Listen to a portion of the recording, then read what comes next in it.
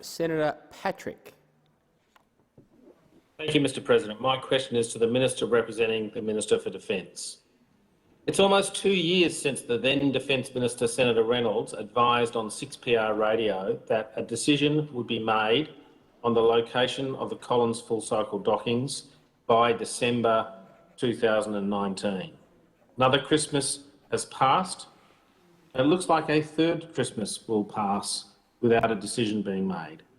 What is standing in the way of a decision being made, and when will the uncertainty associated with the Collins workforce down in Adelaide be resolved?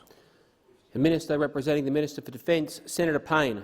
Thank you, Mr President, and I thank Senator Patrick for the question and some advance notice of the topic. May I say, in response, Mr President, I disagree with the point Senator Patrick made at the end of his question.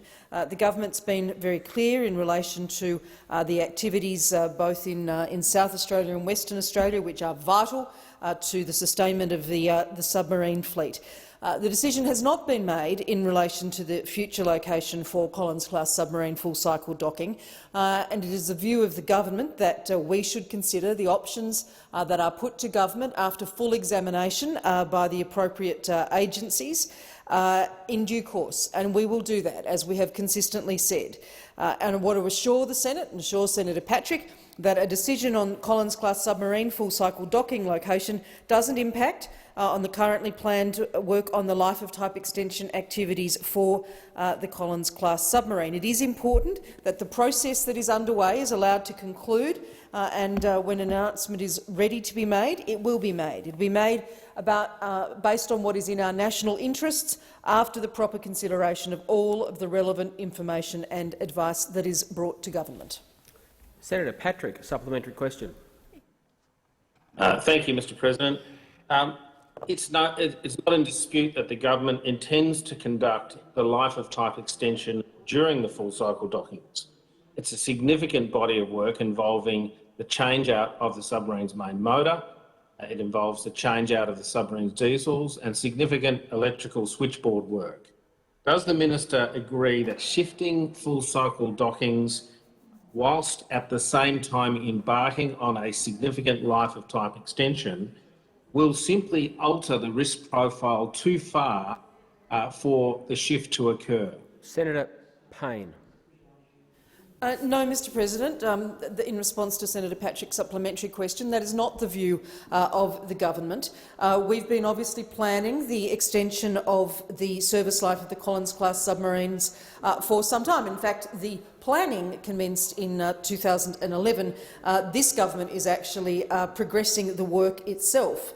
Both Defence and industry are continuing to progress the Collins-class submarine life of type extension work on schedule to support the first boat that will need an extension. That's HMAS Farncombe, and commencing in mid-2026. All 6 submarines will undergo life of type extension within the budget that is currently allocated, extending the life of each submarine by 10 years. And we are engaging all of the expertise that we need to progress that life of type extension program successfully. That includes support from sub-COCMs to de-risk the delivery of the life of type extension activities. But I don't agree with the proposition Senator Patrick put at the beginning of his question. Senator Patrick, a final supplementary question.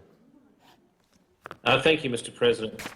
Minister, I've been contacted by businesses that are involved in the full-cycle dockings here in South Australia, and there can be no question that the uncertainty of the future location of full-cycle dockings is having an impact on business investment and things like training of workforces and long-term planning.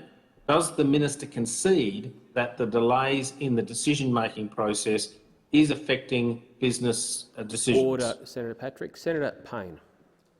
Thank you very much, Mr President. And I note the observations that Senator Patrick has made, but I would also note that this government's commitment to shipbuilding in South Australia is frankly unparalleled and that includes the sort of work that Senator Patrick is referring to. Our commitment is to building up to 23 vessels at Osborne, which totals over $120 billion out to the 2050s.